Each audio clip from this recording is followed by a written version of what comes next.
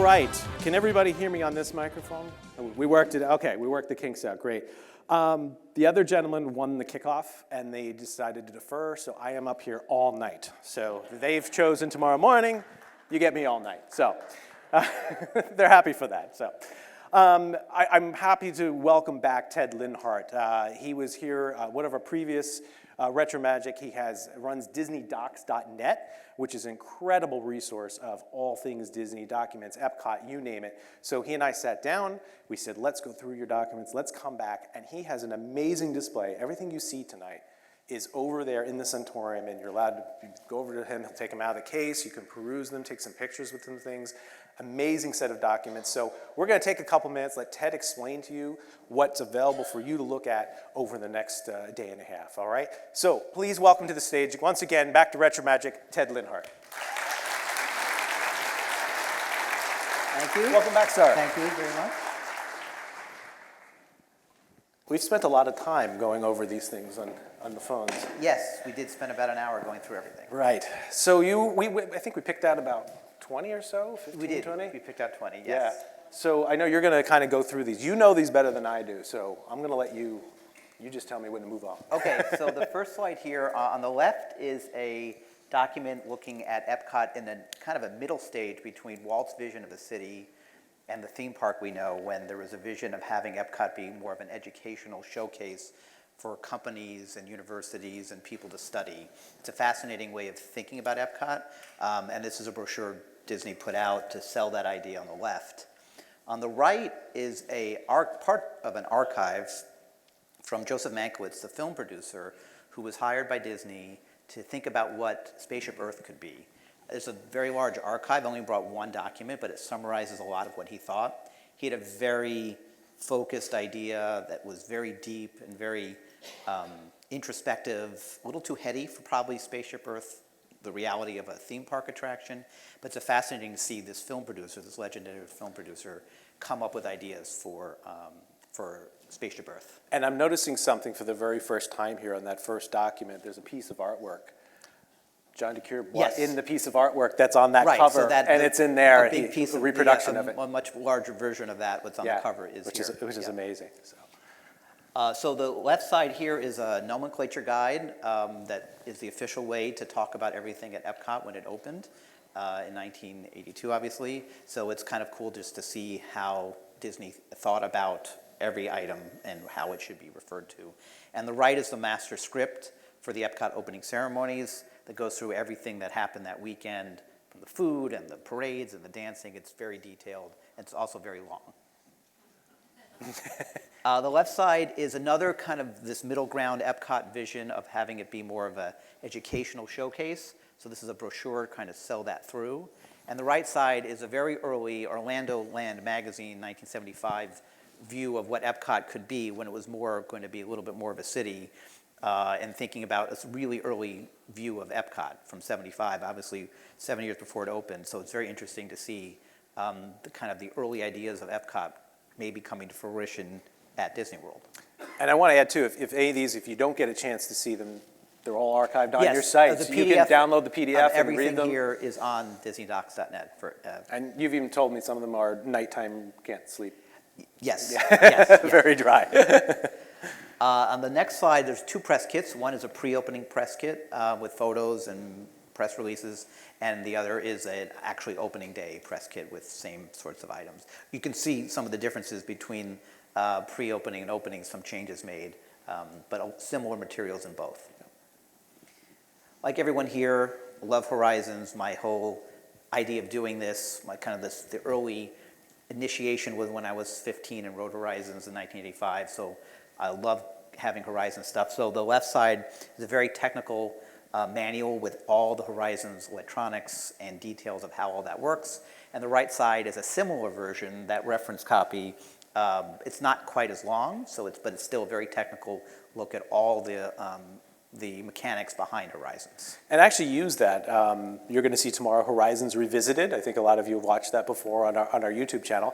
We're going to play it tomorrow as well. And we used that when we were designing the 3D one. I read your manual, how long is the track, how fast does it move, and we were able to compute it from that. So if you need that information. It's there. So, all right. Here we have a Horizons cast member booklet that was used by those who worked on Horizons. It's a fairly basic overview, but it's just great to have something from the Horizons opening that was official Disney material for the employees. The other side, the right side, is GE. Obviously, they were sponsoring Horizons, so this is a publication they put out to talk about Horizons and why it existed, why GE should be sponsoring it, their vision of the future, and how GE is an integral part of this experience, and how they're helping to shape the future as Disney is. And then speaking of GE, so the left side, the brochure there, is GE had an executive suite at Horizons, and this was a document where you could fill out forms to get people that get admittance to the executive suite. So that's a great kind of interesting little tidbit of how Horizons worked. There's also some pictures in there as well, but it's hard to find Horizons material, so this is a really interesting one. The right side is one of my favorite pieces related to Epcot. So when Horizons was perhaps going to go away or adapt Horizons, there was this proposal that was the idea of creating a combination of Carousel Progress and Horizons at Disneyland. Obviously, it didn't happen, but it's just interesting to see how the company thought about trying to expand Horizons, which obviously we know now they don't give a shit, about that ride. And this was an early idea where they thought of actually taking it and kind of expanding it to the other park. Tony Baxter's, this is apparently something he worked on. He came by and saw this. The left side is an idea for Horizons replacement. If you ring the bell, you can say something here about it. We're a combination of taking Horizons and creating a... Oh, go ahead, you say.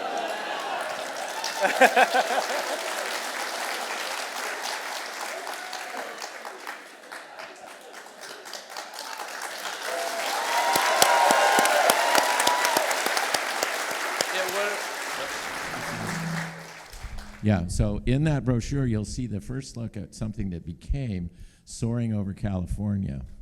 And you remember the Omnimax domes that were in the middle of the ride? So you went through kind of a retro thing, and then you saw these amazing, Omnimax film images. We came up with an idea called the Speculator that's in the middle of that catalog there. And our thought, we hired Richard Matheson. If any of you are sci-fi fans, half the Twilight Zones were written by Richard, and the movie Somewhere in Time, The Incredible Shrinking Man. He came up with a line, that which you think becomes your world. So the idea was, in the Speculator, you'd see how human beings have conceptualized space, from the Egyptians that we were riding on the back of a giant turtle through space, and all of the things to this point. After the ride, you would then hear children in grade school imagining what space could be and constantly reinforcing that idea of whatever you think becomes the world that you live in. And it was very cerebral and kind of, we felt, a very Epcot thing. But then somebody came up with the idea of spinning people around in a centrifuge. And I kind of feel that was a point at which the point of Epcot changed from being expansive, and I won't quote your words that you used a minute ago, but you know what I mean. Anyway, it's there, and I think you'll really enjoy taking a peek through that. It was quite an attraction, and it maintained about half the ride, and then you got out in these seats that were pretty vertical, and then you were tilted forward, like you are in Soaring, and then you experienced space from a speculation standpoint. Anyway, it was wonderful to see that again. Thank you, Tony.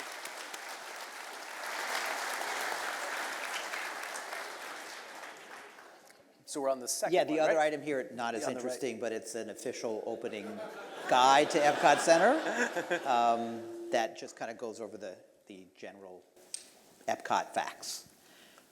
Left side here has a lot of people in this room in it. It's a binder with all of the organizational charts of who's working on what at Epcot Center by division and by what they worked on. Peggy Ferris is in it. There's a lot of people in this document are here. It's a binder that just has all the organization pictures and org charts. The right side, another connection to John DeCure's father. This is an original thought of what American Adventure would be when it's called the USA Pavilion. This is a 1975 document with an outline for that pavilion, or not what we know necessarily today, but has a lot of American characters narrating different events about the American experience, and this is what seems to be the original thought of what that ride would be. The land, an opening day press kit for the land, and then a press kit for press releases and early view of what World Showcase could be on the right side there. Last two here, an opening day groundbreaking kind of little pamphlet with there's a magnet you can also see out there for I think people to maybe put on their cars for people who are at the groundbreaking. And then this is kind of interesting, it's an Epcot merchandise brochure that shows all the different sort of merchandise that was being sold at the park when it opened. So yeah, all of this out there, please come by, take a look. Happy to have anyone let's hear for it. Don't be shy about asking to see something and taking a look at it. Awesome. I really appreciate you coming back and bringing everything. And I know at least you didn't have to bring the heavy Yes. album this time. Yeah. It was nearly a carry-on in itself. Yes, it was, yeah. But thank you very much for Ted Linhart coming back. Thank you. Thank you very much, Doug. Appreciate it.